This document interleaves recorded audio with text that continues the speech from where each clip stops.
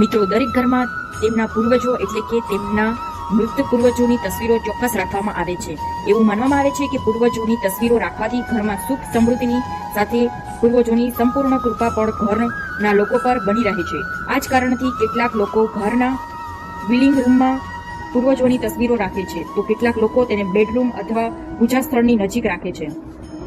લોકો તેમના પૂર્વજોને નિયમિત રીતે યાદ કરે છે, પરંતુ શું તમે જાણો છો કે ઘરમાં પૂર્વજોની તસવીરો રાખવાની પણ પોતાની ચોક્કસ દિશા હોય છે? જો પૂર્વજોની તસવીરો યોગ્ય દિશામાં ન રાખવામાં આવે તો ઘરમાં સુખ શાંતિની જગ્યાએ મતભેદનો સામનો કરવો પડી શકે છે. મૃતકોની તસવીરોને લટકાવશો નહીં.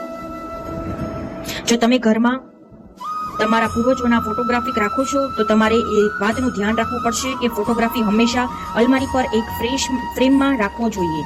એવું માનવામાં આવે છે કે પૂર્વજોની તસવીરો ક્યારેય દિવાલ પર લટકાવવી ન જોઈએ. આમ કરવાથી પિતૃઓનું અપમાન થાય છે, તેમના આશીર્વાદ પ્રાપ્ત થતા નથી અને પિતૃદોષનું પણ કારણ બને છે.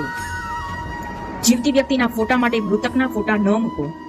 જ્યોતિષ આલ્કો કુમારે કહ્યું છે, ઘણીવાર એવું જોવા મળી શકે છે કે આપણે પૂર્વજોની તસવીરો લગાવતી વખતે આપણે ઘરમાં અલગ અલગ જગ્યાએ એક જ પૂર્વજોની ઘણી તસવીરો લગાવીએ છીએ, જ્યારે એક જ પૂર્વની તસવીરો એકથી વધુ વાર ન લગાવવી જોઈએ. આમ કરવાથી પિતૃઓ ગુસ્સે થઈ જાય છે અને ઘરમાં કલેશ શરૂ થાય છે. ઘરના બ્રહ્મસ્થળ અથવા ઘરની મધ્યમાં પૂર્વજોના ફોટા ક્યારેય ન લગાવવા જોઈએ, કારણ કે તેનાથી માન સન્માન ગુમાવવાની સંભાવના વધી જાય છે. જીવતા લોકોની તસવીરો સાથે પણ મૃતક લોકોની તસવીરો ક્યારેય ન લગાડવી જોઈએ. રાધે રાધે.